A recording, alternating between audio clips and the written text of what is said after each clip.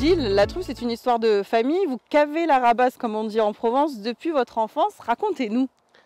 On a commencé très tôt, en 1980-84, à planter des truffières avec mon père. Et de là, ça a commencé. On a toujours ramassé des truffes. Au début, sur des truffières qui étaient spontanées chez nous, sur nos terres, c'est-à-dire sauvages. Et ainsi de suite, on a continué à planter. Maintenant, on continue à creuser des truffes sur des plantations.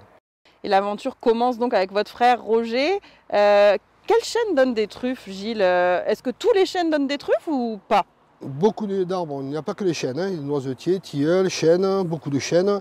Il y a à peu près dans les 40 variétés d'arbres qui peuvent produire des truffes, mélano ou autres, mais c'est surtout en Provence, c'est surtout le chêne vert et le chêne blanc. On a essayé les noisetiers, mais c'est bon pour noisettes.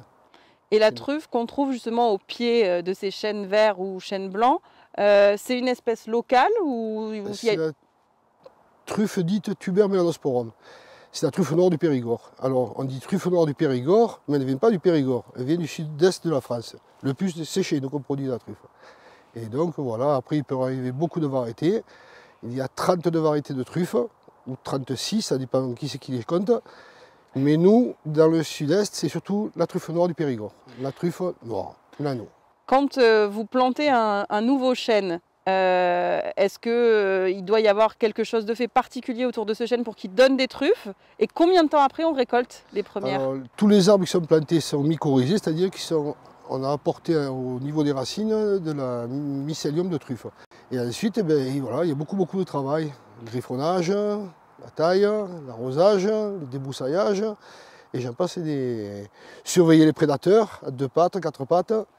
Et c'est beaucoup de travail. Et il faut attendre, je dirais, on dit 6 ans, mais je dis 8-12 ans pour que les arbres commencent à produire.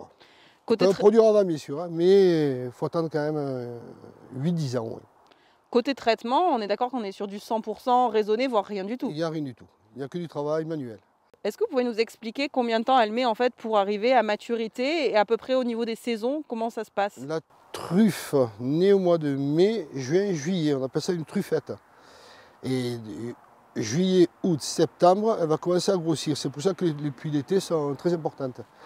Ensuite, octobre, novembre, décembre, elles vont commencer à mûrir pour arriver à octobre de maturité, en janvier, février. Je reviens sur la taille dont vous parliez tout à l'heure. Justement, on voit derrière vous des chênes qui sont taillés en boule. Pourquoi on les taille comme ça? On les taille pour pas que le milieu se referme. Il faut vraiment que le soleil reste tape aux pieds et que le milieu ne se referme pas. Si on ne taille pas les truffières, dans 5 ou 6 ans, le milieu aura regagné, tout sera fermé, il n'y aura plus de truffes. Donc pour caver les truffes ou pour chercher les truffes, nous sommes d'accord, nous avons besoin d'une autre truffe, celle-là. Alors pas la vôtre, Gilles, mais celle d'un chien. Elle peut passer fort à bien.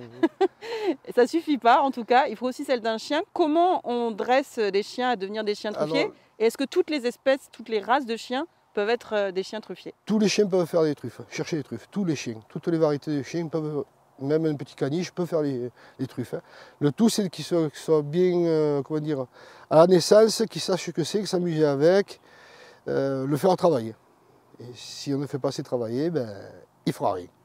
Vous, du coup, dans votre exploitation familiale, vous avez plusieurs chiens parce que j'imagine qu'on ne peut pas faire forcément... Non, on a plusieurs chiens. Nous, Sabine en a 3 et mon frère en a 4. On a 7 chiens. Uniquement labrador pour vous? Labrador. La pleine récolte, justement, c'est de quand à quand? On va commencer à mi-novembre jusqu'à fin février si tout va bien. Si tout va bien. Hein. Parce que souvent il y a des gels précoces, des gros gels, ça c'est la truffe ne supporte pas. Le moins 10, moins 8, moins 10, moins 12 pendant quelques jours, la truffe c'est fini, la saison est terminée. La truffe aujourd'hui, elle est connue, elle est appréciée de tous les consommateurs. Pourquoi elle est si prisée, la truffe, d'après vous? Parce que c'est le meilleur produit, tout simplement. Il y a plusieurs sortes de truffes, mais la truffe noire, quand même, c'est un produit d'exception. C'est vraiment un produit très bien. Vous ne pouvez pas dire le contraire. Heureusement, et pourvu que ça dure. Exactement.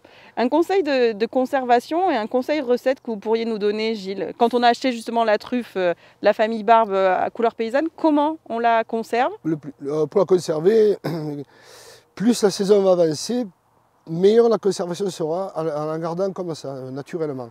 En novembre, elle va garder 3-4 jours, pas plus, parce qu'elle est remplie d'eau, elle n'est pas à maturité optimale. Et plus la saison va avancer, janvier, février, là, on va la garder 7, 8, 10 jours, comme ça, sans problème.